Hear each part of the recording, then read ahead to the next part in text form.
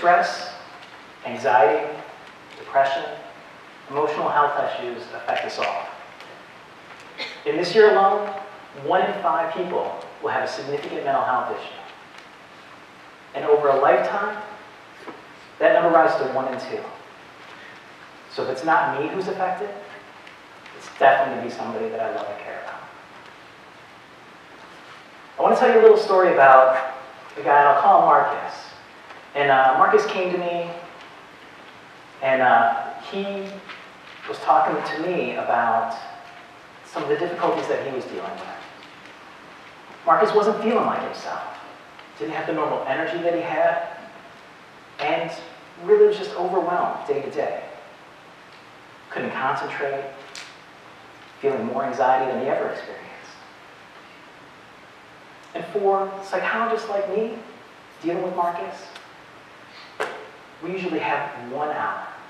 Out of a 168-hour week, we have 1 hour to assess what's going on, help that individual build the skills that they need, and also come up with a plan that's going to help them the rest of that time. Now Marcus, he's part of, it's typical of those guys who are in his age group, are part of this constantly connected world. It all happens in one of these, right? Facebook, Twitter, text messaging, Instagram. And so for me to be able to connect with guys like Marcus, I realized I needed to be part of that world. And so for me, I connected to mobile technology. And so I created an app. This app you see here, it's called CohesiveSelf. And it can help guys that I work with like Marcus track their mood over time, to be able to access some of the tools that we need, because I'm not always over their shoulder, right, in those 167 hours. But instead, they can access some of the relaxation techniques to help them in between sessions, guided imagery exercises to help ramp up that level of emotion and energy that they need to get through their day. And also, it helps us to track that data. You can share this information with me, and I can see it at any time, have access in real time to how Marcus is doing. And so with Marcus, a pattern began to emerge. And you can see it pretty clearly here. For Marcus, he would be doing fairly well earlier in the week. Monday, Tuesday, Wednesday, he was doing all right. And then Thursday, Friday, he would just crash. His mood would just crash out. And this became a pattern that I was able to view. And so I went to Marcus and I'm like, Marcus, what's going on here? Everybody else's mood's getting better, right? We're over Wednesday hump day, weekend's coming. What's going on? And so Marcus looked at me with tears in his eyes, and Marcus said, I think it's my relationship with my girlfriend. We used to have these times that were just so wonderful and so full of energy and just filled me up. And lately, it hasn't been the same. It's been difficult. We've been fighting. It's like in these weekends that I look so forward to have just been different. And so we had a new focus. We could laser focus on this issue. How do we help him communicate his needs to his girlfriend? How do we understand her needs? And how do we bring that sense of life and energy back into that relationship? And with Marcus, things got better. His mood improved. He had more energy. He felt like himself. And that relationship that he wanted, the relationship that fulfilled him, was back in full force.